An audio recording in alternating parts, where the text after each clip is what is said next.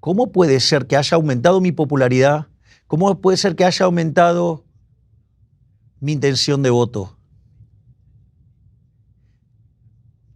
Quiere decir que la batalla cultural está dando resultado. Y los argentinos decidieron madurar, ponerse los pantalones largos y de una vez por todas empezar a hacer las cosas bien. Y esto, entonces, excede el caso Javier Milei. Los argentinos han decidido abrazar la libertad. Y ese es el mejor de los mensajes. Today, we're honored to host a figure who has not only captivated the attention of his nation, but has stirred conversations around the globe about the direction of Western civilization, economic freedom, and the power of individualism. A figure whose meteoric rise in politics is matched only by his unyielding dedication to core conservative principles. Today, we welcome President Javier Milei to the Sunday Special. An economist by profession and a maverick by nature, President Milei has become a polarizing figure in Argentine politics, championing a libertarian approach in a landscape traditionally dominated by populist and socialist policies. His journey to the presidency is not just a political story, it's a narrative about challenging the entrenched status quo, advocating for radical change, and inspiring a movement. Milei has risen to prominence through his outspoken criticism of fiscal irresponsibility, his advocacy for reducing the size of government, and his unique ability to connect with the disaffected voters tired of traditional politics. In 2018, Milei became the most interviewed economist on television, with 235 interviews, also hosting his own radio show, Demoliendo Mitos, or Demolishing Myths. In 2023, Milei ran for president as part of La Libertad Avanza, and as inflation rose above 100% in the country, so did Milei's position in the polls. On November 19, 2023, he defeated his political opponent, Sergio Massa, in a landslide historic election, gaining the highest percentage of the vote since Argentina became a democracy. In his victory speech, Milei promised a reconstruction of Argentina and the end to its economic decline, a new era. Since taking office, President Milei has lowered the number of ministries from 18 to 9, deregulated the Argentine economy, and slowed inflation in the country. In today's conversation, we explore Milei's incisive views on the current state of the West, dissecting the ideological battles that threaten the foundational principles of freedom and prosperity. We discuss Argentina's economic turmoil, characterized by rampant inflation, fiscal deficits, and a burgeoning public debt. Milei's diagnosis of Argentina's economic woes and his prescriptions for recovery are both controversial and compelling, advocating for sweeping reforms to restore economic stability and growth. We also delve into Milei's personal journey, tracing the roots of his political and economic philosophies to his formative years, uncovering experiences that shaped his worldview and the moments that propelled him from a renowned economist to a national leader. In a world where the specter of socialism looms large, Milei stands as a bulwark against the threats to economic freedom, championing policies that empower individuals and foster entrepreneurship. Join us for a riveting discussion that spans the spectrum of political, economic, and social ideology, and offers a glimpse into the mind of one of today's most fascinating political figures.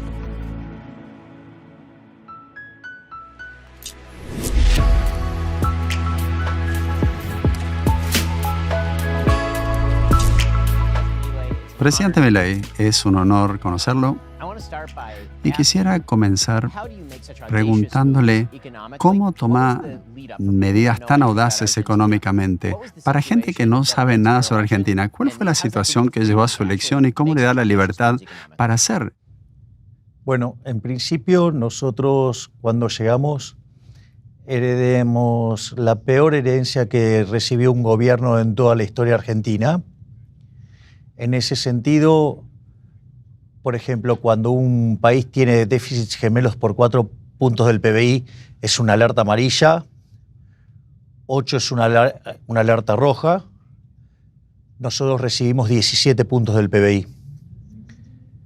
Al mismo tiempo, de esos 17 puntos, 15 eran explicados por el déficit fiscal, donde 5 puntos estaban explicados por el déficit en el Tesoro, y 10 puntos del PBI estaban en el Banco Central. Es más, la deuda del Banco Central, el gobierno anterior se encargó de pasarla de 30 días, 60 días, 90 días, 120, 150 y 180 días. La pasó a todo un día, por lo que existía la potencialidad de que cuadruplicáramos la cantidad de dinero en un día. Al mismo tiempo, el déficit que había acumulado en toda la gestión el gobierno kirchnerista fue de 28 puntos del PBI, pero en el último año había generado 13 puntos del PBI. que eso era equivalente a más de 5 veces la base monetaria. Entonces, además, cuando en el mes de diciembre se empiezan a liberar los precios, la inflación en la primera semana corría a un ritmo del 3.700% anual. En la segunda se aceleró al 7.500% anual. Y de hecho, la inflación mayorista del mes de diciembre, que fue 54% mensual, eso anualizado implica 17.000%. Por lo tanto, estábamos frente a una situación que además, estructuralmente, implicaba que teníamos un desequilibrio monetario peor que el que teníamos en 1975, previo a la crisis del Rodrigazo.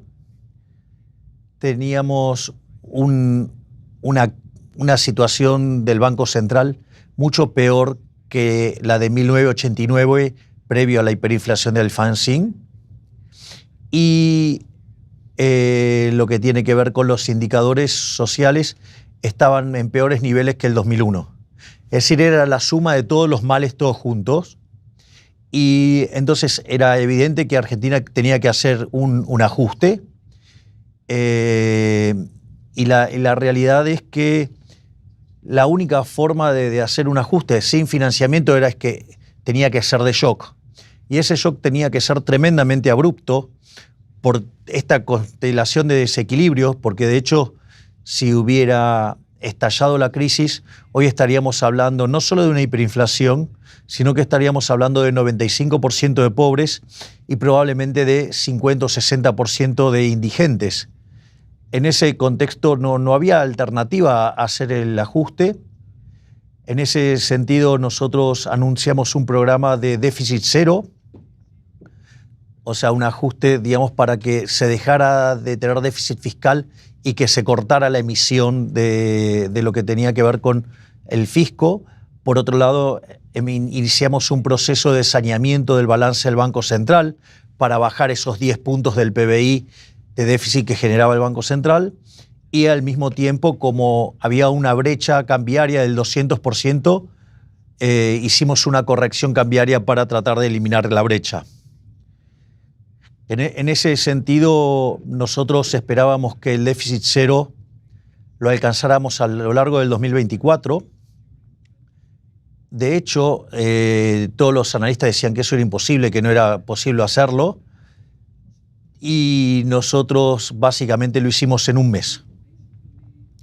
Es decir, solamente esa parte del ajuste hace que sea el ajuste fiscal más grande de la historia de la humanidad, reconocido por el Fondo Monetario Internacional.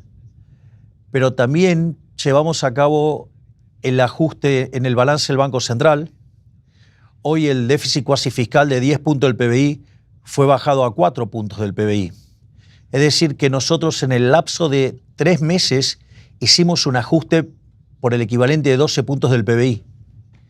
Y la inflación del mes de diciembre estuvo en el 25%, en el mes de enero cayó a 20%, en febrero cayó a 13%.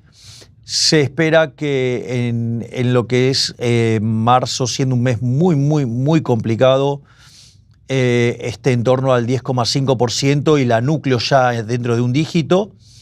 Y en el mes de abril podríamos entrar en un dígito de inflación y la core en un dígito bajo. Es decir, que estamos domando la inflación. Al mismo tiempo, hemos mejorado sustancialmente el balance del Banco Central, porque si bien nosotros recibimos al Banco Central con reservas negativas netas por 11.500 millones de dólares, y desde que llegamos al poder hemos acumulado compras por más de 12.000 millones de dólares, y a pesar de esa compra de divisas, a pesar de unos instrumentos, unos puts que disparaba emisión monetaria, que lo hizo el gobierno anterior para controlar el tipo de cambio, y lo que tiene que ver con la remuneración de los pasivos, estos que yo dije que lo pasaron un día, que, o sea, que antes eran las LELIQs y ahora son los pases. A pesar de toda esa emisión, la contracción que hicimos por BOPREAL, que es un bono para rescatar pesos, y y además el superávit fiscal nos permitió absorber tanto dinero que la base monetaria está constante.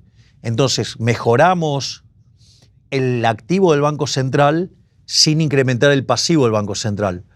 Por lo tanto, en ese contexto estamos mejorando la calidad crediticia del Banco Central y eso significa que el nivel de precios de largo plazo es más bajo y por ende la inflación, que es la pendiente que une de la recta que une el nivel de precios de hoy y el del futuro, se hace más plana. Por lo tanto, la tasa de inflación baja y de hecho las expectativas de inflación vienen bajando fuertemente.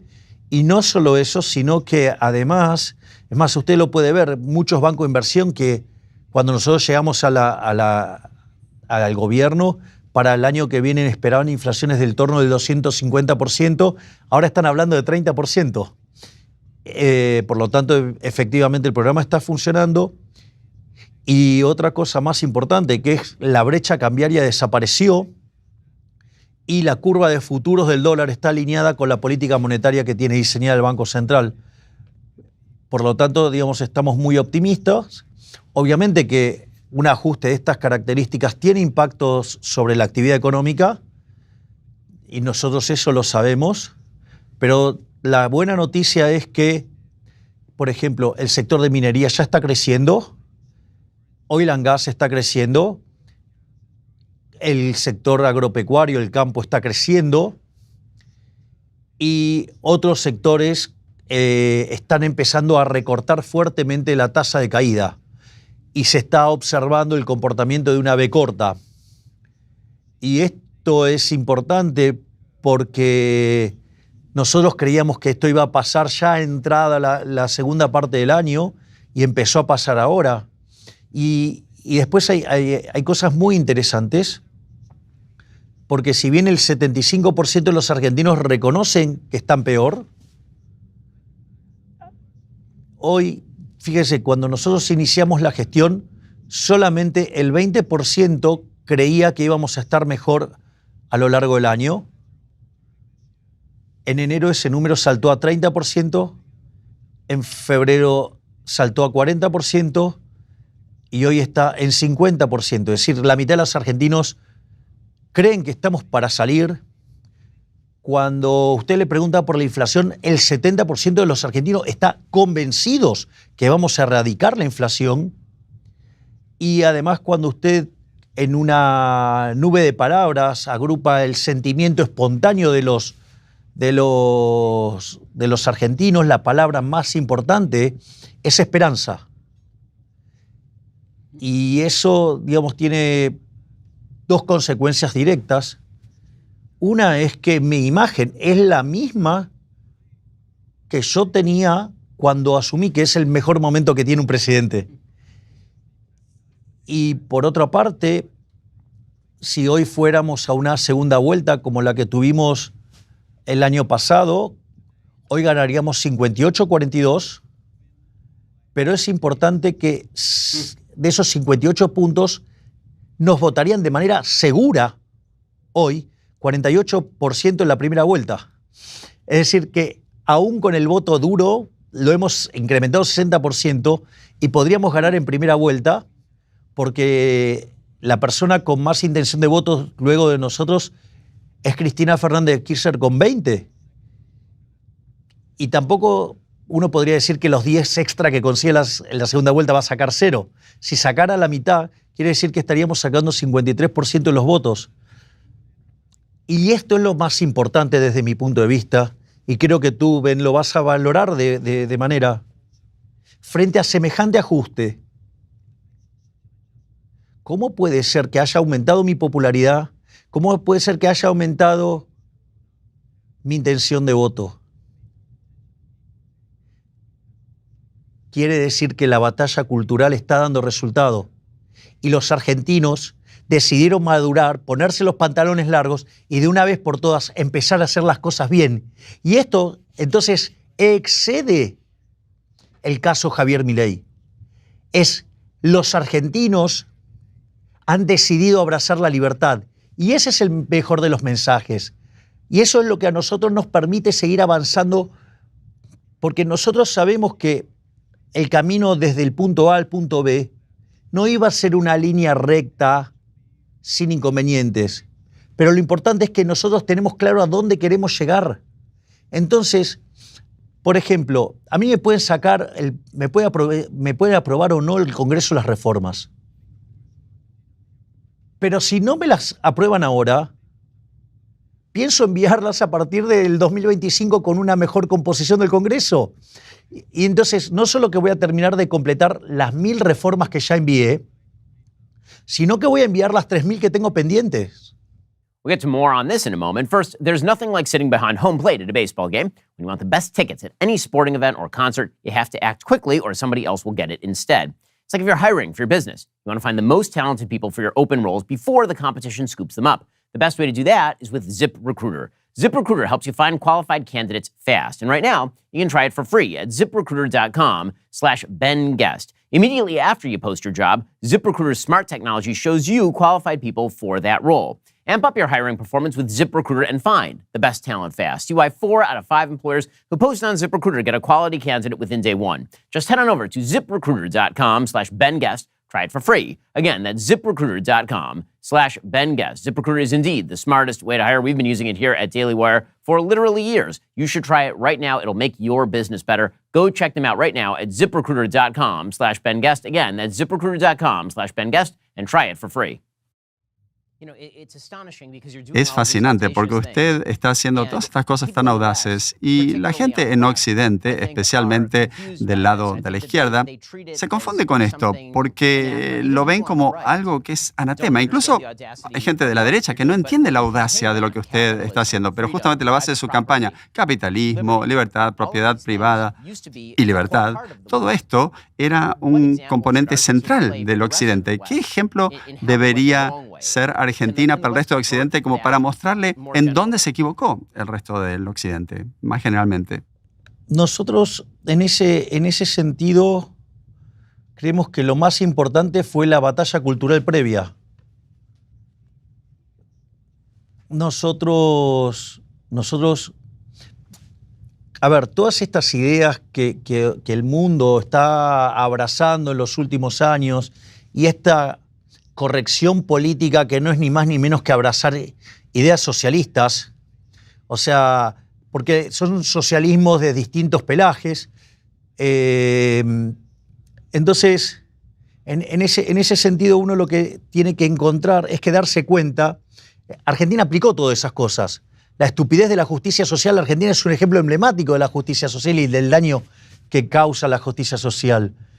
Entonces, en ese sentido, lo que hay que comprender es que Argentina, en ese devenir que hizo de que ser el país más rico del mundo hoy sea 140, fue por abrazar esas ideas que hoy Occidente está abrazando. Por eso en Davos yo dije, Occidente está en peligro, porque hemos abandonado en Occidente las ideas de la libertad, que son las que generaron la prosperidad, y empezaron a abrazar las ideas de la decadencia, que son las ideas socialistas.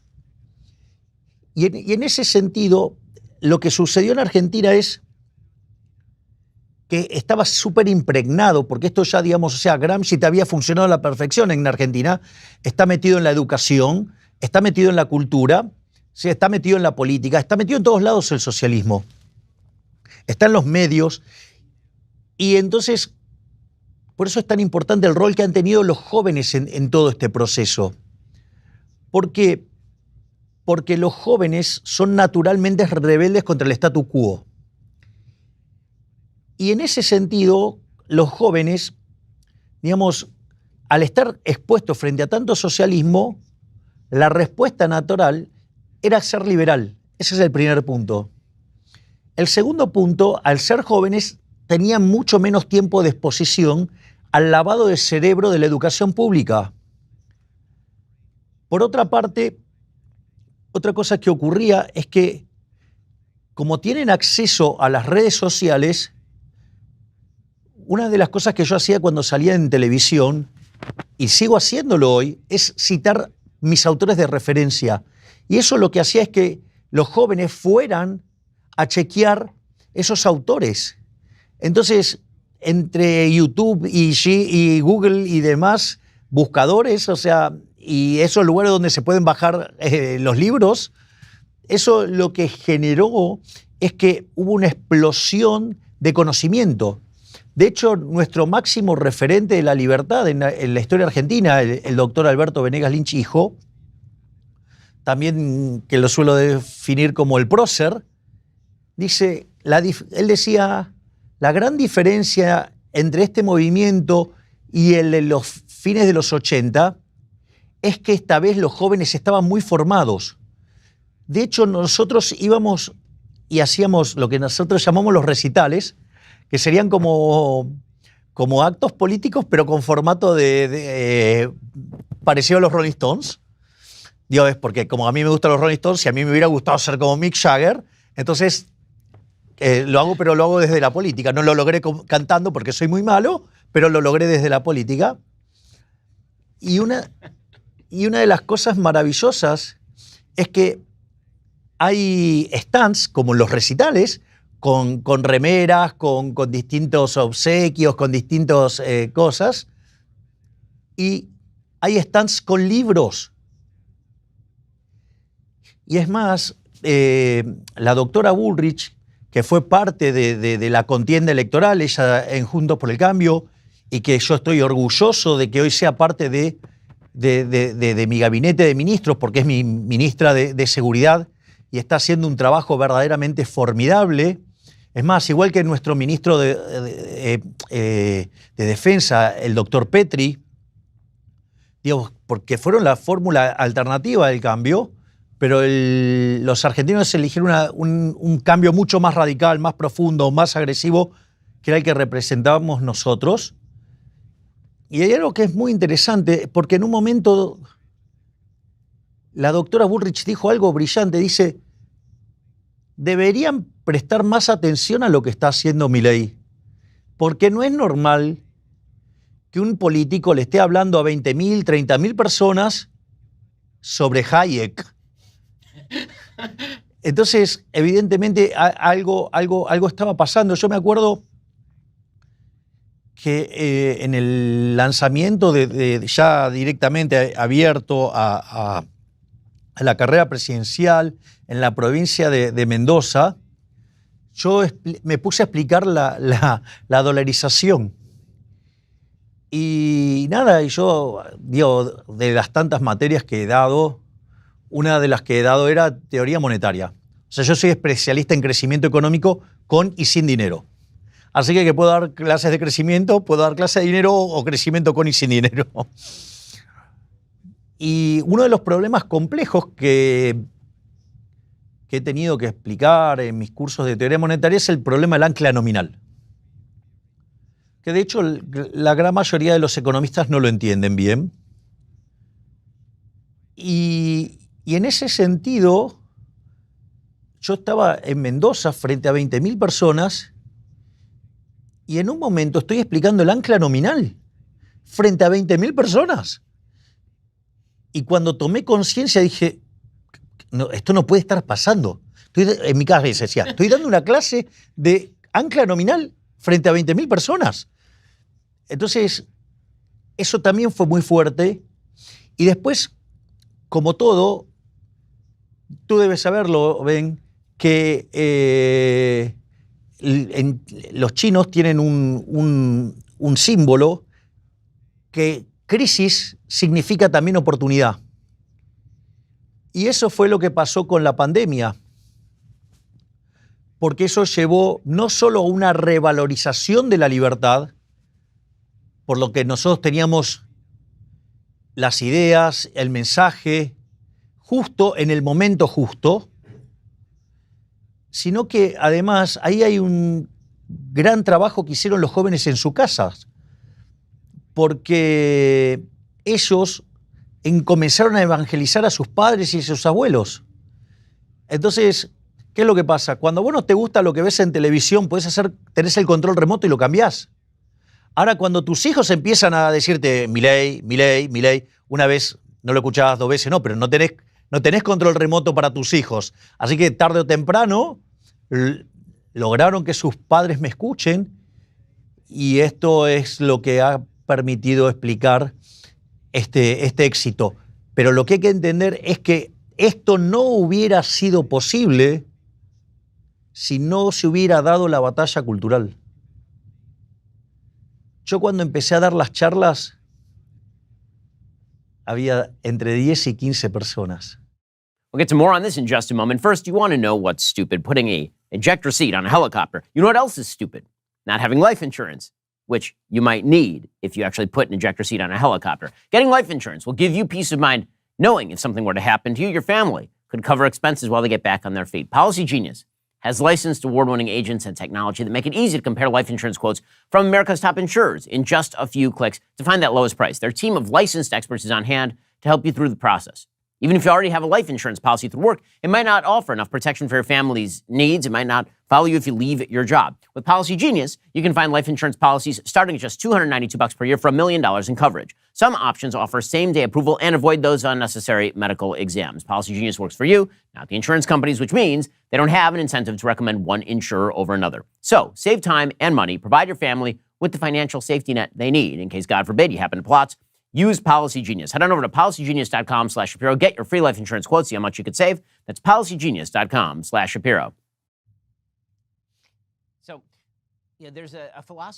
Hay una filosofía que ha surgido en Occidente en el sentido de que la esperanza de su país se rechaza, y la filosofía es que si uno fracasa o falla en la vida en un sistema libre es porque de alguna manera ha sido victimizado. Y creo que una de las razones quizás por las cuales los argentinos tienen más esperanza es que están recuperando el control de su propia vida en su propio sistema. O sea, suben y caen, pero por su propio mérito. Cuando extiende esa política a la política exterior, no esto de que el fracaso es por victimizarse. Bueno, usted lo ha visto en su país también. Usted ha estado reorientando a su país y apartando a su país de ciertos países y trayéndolo más para Occidente. Estados Unidos, Europa, Israel. Quizás pueda hablar un poco sobre eso. Habló también de trasladar la embajada en Israel a Jerusalén. ¿Cuál es la importancia de todo esto? A ver, vamos por partes.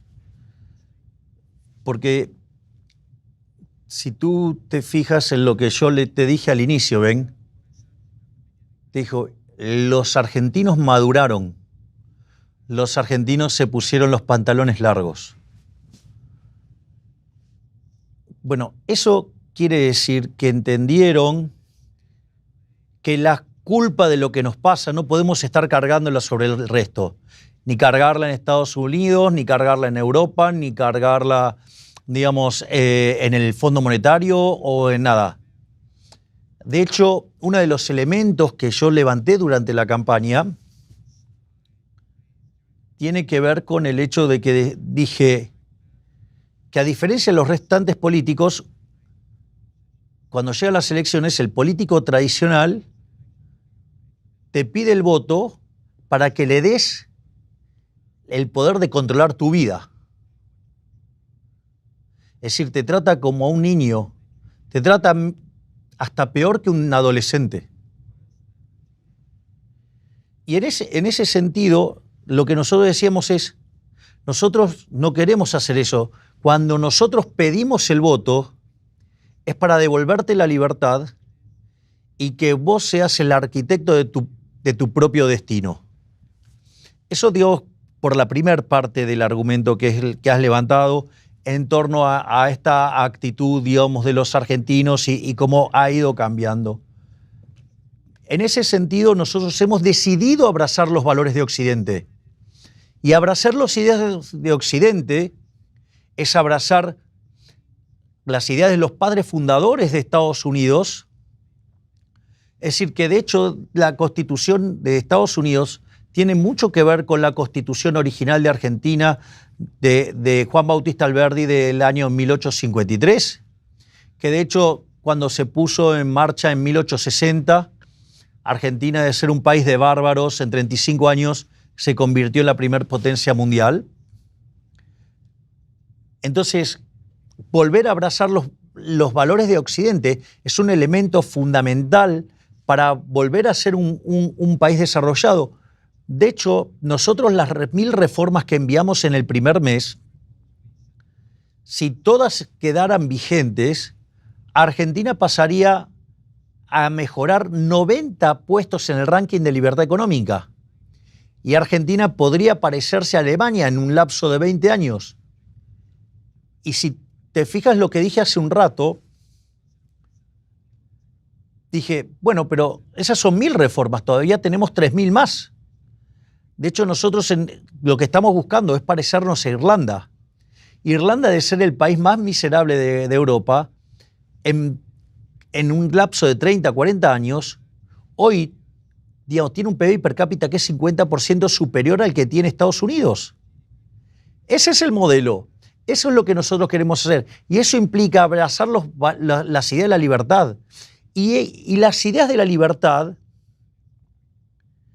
están en Estados Unidos, aun cuando en los últimos tiempos hayan sido degradadas y se hayan apartado de la senda, aún están en Europa, aun cuando están abarrotados de regulaciones y que los mantiene estancados. Pero sobre todas las cosas, esos valores están en Israel. Y en Israel están en el segundo libro de la Torá, en Shemot, es decir, en el Éxodo.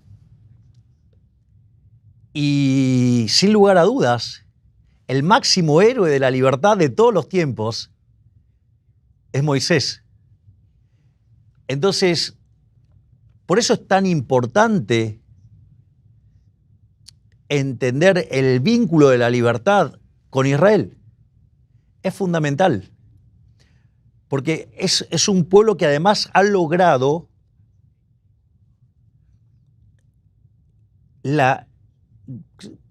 no encuentro bien la palabra, pero vendría a ser como la conjunción entre lo espiritual y lo material.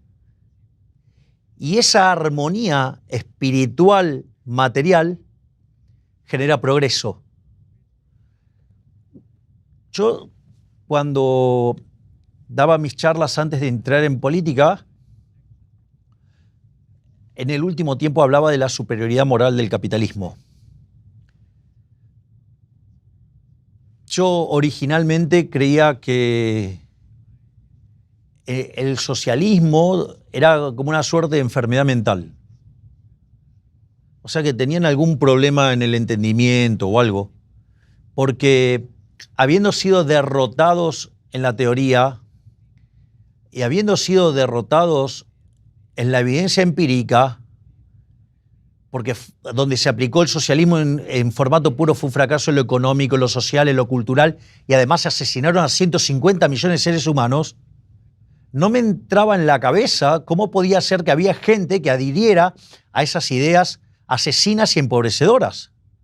Es decir, el socialismo es siempre y en todo lugar un fenómeno empobrecedor, un fenómeno asesino.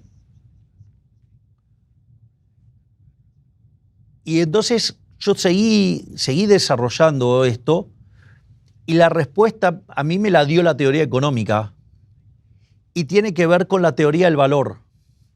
Cuando vos vas al final del debate, te encontrás la disputa entre la teoría subjetiva del valor y la teoría objetiva del valor. Entonces la pregunta es, ¿por qué no pueden salir de la teoría objetiva del valor? Es que no pueden salir de la teoría objetiva del valor porque la teoría objetiva del valor es lo que permite aplicar la teoría de la explotación de Rothbertus, mejorada como por Marx con el concepto de la plusvalía. Y entonces el motivo es ¿por qué aplican eso? Y ahí es donde aparecen sus valores morales, que son la envidia, el odio, el resentimiento, el trato desigual frente a la ley y, si es posible y si es necesario, el asesinato. Y las instituciones que emerjan de esos valores morales son inmundas y como consecuencia de ello te vas a hundir. Mientras que cuando vos abrazás las ideas de la libertad, ¿qué es lo que sucede? Te elevás como ser humano y en ese elemento vas a instituciones que te llevan al progreso. Porque vos en el capitalismo solamente podés ser exitoso sirviendo al prójimo con bien y mejor calidad a un mejor precio. Es decir, sos un benefactor social, sos el campeón del amor al prójimo. Entonces, en ese sentido, por eso es que yo también, digamos, más allá, digamos, de distintos eventos que a lo largo de mi vida me han impactado fuertemente y me han llevado hacia el judaísmo, el conjunto de valores son fundamentales para la construcción de las instituciones. Y el día que lees sobre Moisés te convertís en un talibán de la libertad. Lo que dice claramente aparece en Adam Smith. Él habló de los sentimientos morales antes de hablar de las riquezas de las naciones, la idea de que el hombre está hecho a la imagen y semejanza de Dios, la idea de la igualdad ante la ley, que también viene de la Biblia, el tema de la propiedad. Todo eso surge de la Biblia después de todo, y ese es el contexto del capitalismo. Y usted habla de esto tan elocuentemente, pero en Estados Unidos su imagen es usted marcando los ministerios diciendo fuera, fuera, fuera, o el video en el que está con la motosierra. ¿Cómo se reconcilia eso? ¿Cómo puede ser esas dos personas, el que habla tan elocuentemente sobre la economía y hablar de las tasas de interés tan detalladamente, y al mismo tiempo ser la persona que no tiene problema en ir al escenario con la motosierra? Bueno, eso es más complejo. Porque es cierto, yo soy un economista profesional, pero tengo algunas partes muy oscuras de mi vida. Por ejemplo, en una época de mi vida fui arquero de soccer. Y eso, por ejemplo, es un factor muy determinante en mi personalidad.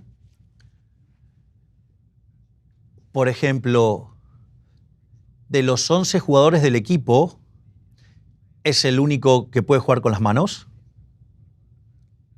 de manera legal. Al mismo tiempo, es el que se viste distinto. Además, entrena solo, tiene un entrenamiento distinto. Y a diferencia del resto, cuando se equivoca, es gol en contra. Y además es un puesto muy ingrato, porque cuando un arquero salva un gol, es equivalente como a hacer uno. Y cuando un delantero hace un gol, es un gol. Sin embargo, los delanteros valen mucho más que un arquero. Entonces, eso muestra que es un puesto que es muy duro de llevar y que requiere de una personalidad muy aguerrida. Y si vos mirás lo que fue mi campaña electoral, no existe registro histórico de alguien que haya sido tan agredido tan violentamente en una campaña electoral, violando todas las normas de una campaña electoral, donde se han metido con aspectos de mi vida privada, han mentido, me han injuriado, calumniado, injuriado, se han metido con mi hermana, con mis padres, se han metido hasta con mis perros. Es decir, digamos, la peor cloaca del universo está en los medios argentinos. Digo, que fueron funcionales a dos estructuras partidarias enormes para destruir a una persona. Pero esa fuerza que tenía como arquero fue lo que me permitió, digamos, mantenerme en pie, sumado a la contención espiritual, digamos, que representa mi hermana y mi rabino Axel Banish. Eso por un lado. Por otra parte aún más oscura de mi vida, fui cantante de una banda de rock and roll. De hecho, era una banda tributo a los Rolling Stones, y donde básicamente hacíamos cover de los Rolling Stones, hacíamos cosas que parecían canciones, siendo muy generosos. Pero la verdad es que con tanto cariño y afecto que les tengo a los Rolling Stones, me pareció que era mejor dejar tanto daño sobre una banda a la que quiero tanto. Pero Entonces hay una cuestión histriónica vinculado a eso. Y además también tuve una obra de teatro que se llamaba El Consultorio de Milei y que básicamente era una charla de economía en un formato de terapia de psicología.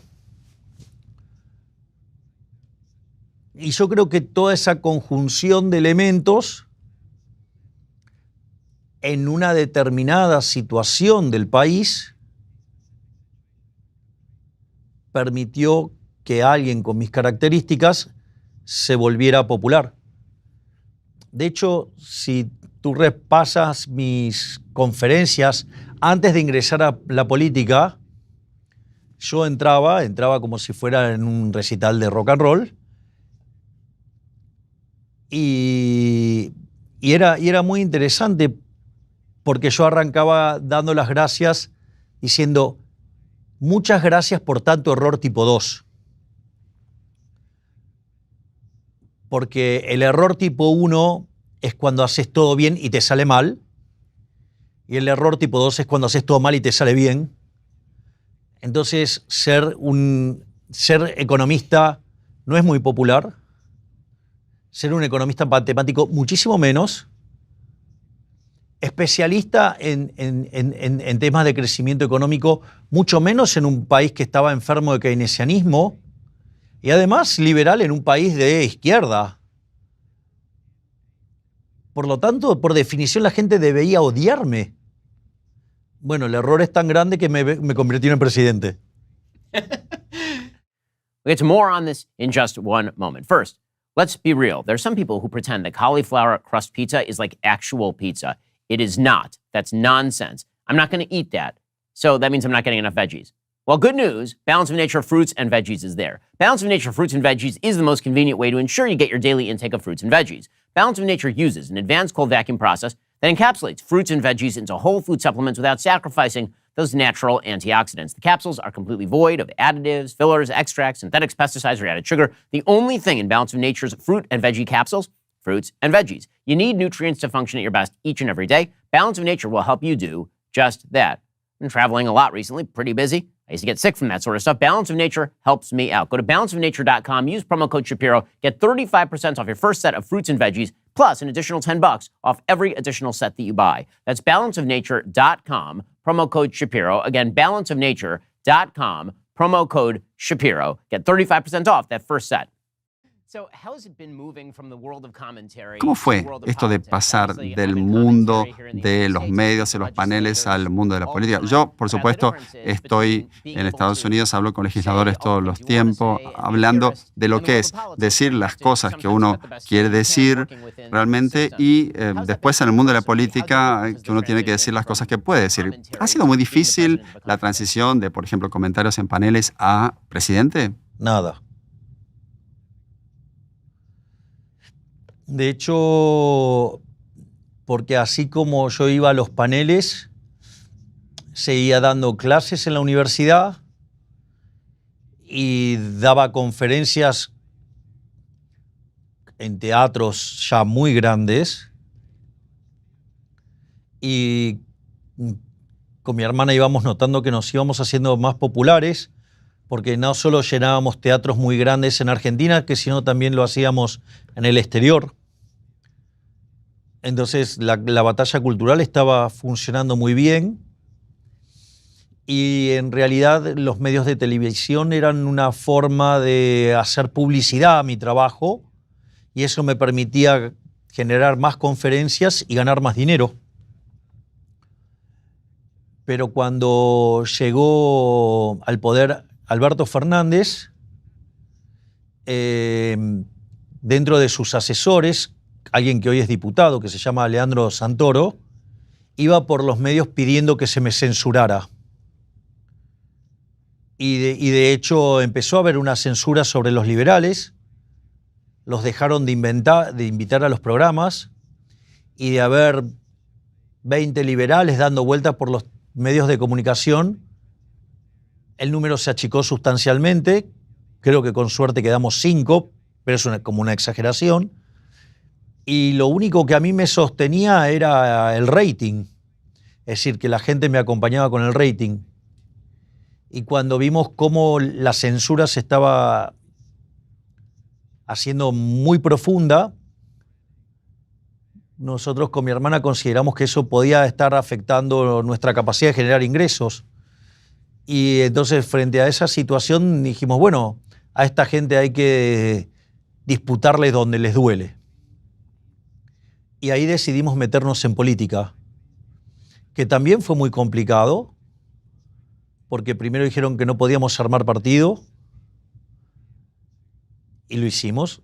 Después dijeron que no podíamos pasar las PASO, es decir, que no íbamos a conseguir el 2% de los votos. Después nos dijeron que íbamos a perder contra el voto en blanco. Después nos dijeron que íbamos a perder contra la izquierda por goleada. Y al final terminamos sacando 17% de los votos, digamos, en la capital federal. Y cuando asumimos, además, también nos trataron de manera muy grosera en el canal del Congreso, que se llama Congreso TV, Diputados TV, un periodista que yo lo conocía de A24, de una manera muy agresiva, me dijo, bueno, pero ¿qué pueden hacer ustedes si van a ser 2 diputados nada más que en 257? Y yo le contesté con el libro de Macabeos 1, 3:19, que dice que la victoria en la guerra no depende de la cantidad de soldados, sino de las fuerzas que vienen del cielo. Y cuando por una idea extraordinaria, genial, fabulosa de mi hermana, sorteamos la dieta, se anotaron 1 millón de personas.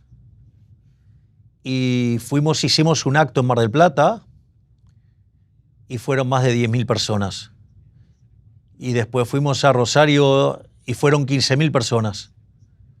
Y ahí decidimos que esto daba para lanzarnos a la presidencia.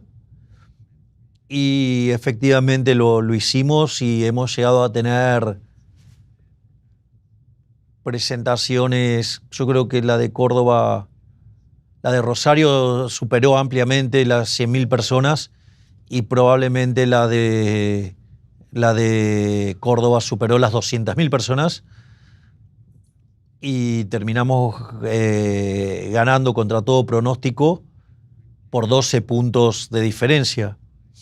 Te cuento una anécdota divertida. Nosotros estábamos esperando los resultados y nos traían bocas de urna. Y cada vez que nos traían un boca de urna que daba más que 3-4%, los tirábamos. Decíamos, esto no puede ser, y lo tirábamos. Y fue muy interesante porque en un momento me vinieron a saludar un montón de amigos de la colectividad judía y éramos muchísimos. Estábamos todos con nuestra kipá rezando y en ese momento me llama quien era la presidente de la Cámara de Diputados, la diputada Cecilia Moró, y me pasa con Sergio Massa y me dice, bueno, que iba a estar saliendo en unos minutos al escenario para reconocer que nosotros habíamos ganado. Y ahí, digamos, ¿cómo que ganamos? O sea, era, ok, ganamos. Y bueno, nos pusimos todos a festejar. Y en ese contexto, bueno, después nos enteramos que habíamos ganado por 12 puntos. Y bueno, y ahora estamos haciendo honor a lo que dijimos en campaña. Porque si hay algo que me caracteriza a mí es que yo digo lo que pienso y hago lo que digo. Y nosotros dijimos que íbamos a hacer esto. La gente tiene claro, nosotros le dijimos siempre, nosotros hicimos campaña diciendo que íbamos a ajustar. Nosotros hicimos campaña con la motosierra. Nosotros decíamos afuera y llevamos la cantidad de ministerios a la mitad. Es decir, que hubo afuera intenso. Y además dijimos que íbamos a hacer un ajuste muy fuerte y que íbamos a sufrir en la primera etapa, pero que después íbamos a salir. Y todo eso se está cumpliendo. Y por eso la gente apoya, porque tuvimos la valentía de decirle la verdad.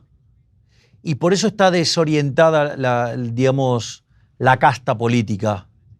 Porque siempre engañaron a la gente y siempre le dijeron lo que querían escuchar. Y nosotros le dijimos que íbamos a hacer lo que había que hacer para salir de este pozo. Por eso es que creo que el dato importante es que tengo la sensación de que la sociedad argentina ha madurado y ha decidido abrazar las ideas de la libertad para definitivamente salir adelante. Quiero su lista de autores favoritos. ¿Quiénes son sus economistas favoritos? Mis autores favoritos, sin lugar a dudas, son Murray Newton Rothbard. También, siento un placer enorme cuando leo a Ludwig von Mises. Obviamente, Friedrich von Hayek. Y ya después, en lecturas más amigables, por ejemplo, a Walter Block o a Henry Hazlitt, o ya más en la línea Chicago, leer a Gary Becker, o leer a Milton Friedman, o Robert Lucas Jr., o también otros autores institucionalistas, como el caso de Buchanan. Entonces, diría que ese sería el core central de mis lecturas, o más hacia lo filosófico, como podría ser el caso de Hans Hermann Hoppe, o ser el caso por ejemplo, de Ayn Rand, o de Robert Nozick, y obviamente los autores de habla hispana consagrados, como el caso de Alberto Benes Lynch, hijo, o como el caso de Jesús Huerta de Soto, o Miguel Ángel Bastos. Presidente Milei, última pregunta para usted, porque sé que tiene que salir corriendo, tiene una agenda muy intensa. Los ojos del mundo están en Argentina y en usted, porque si usted logra transformar a Argentina, esto no va a ser solamente un modelo para el resto de América Latina que está experimentando esa ola rosada y avanzado en la dirección incorrecta, pero también para Occidente, porque Argentina es una buena historia de advertencia, ¿no? Y ustedes y la gente en Argentina puede ser un ejemplo si sigue sosteniendo el problema a pesar del contexto. ¿Y cuáles son sus esperanzas para el futuro? Nosotros estamos convencidos que, a pesar del esfuerzo enorme que estamos haciendo, vamos a salir adelante y vamos a crear las bases para que Argentina vuelva a ser grande nuevamente.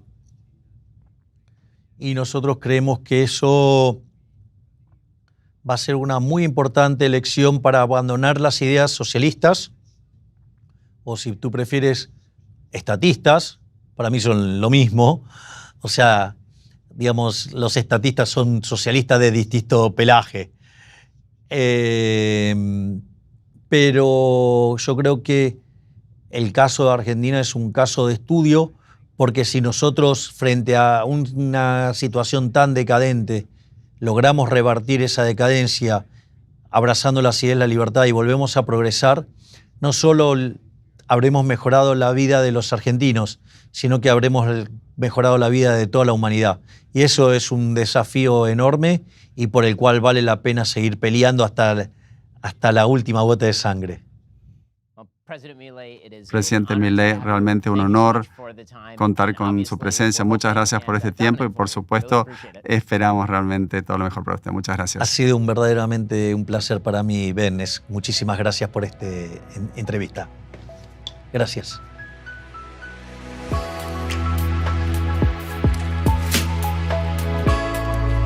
The Ben Shapiro Show Sunday Special is produced by Savannah Dominguez Morris. Associate producer is Jake Pollock. Editing is by Jim Nickel. Audio is mixed by Mike Coromina. Post-production is managed by Matt Kemp. Camera and lighting is by Zach Ginta. Hair, makeup, and wardrobe by Fabiola Cristina. Title graphics are by Cynthia Angulo. Executive Assistant, Kelly Carvalho. Executive in charge of production is David Wormus. Executive Producer, Justin Siegel. Executive Producer, Jeremy Boring. The Ben Shapiro Show Sunday Special is a Daily Wire production.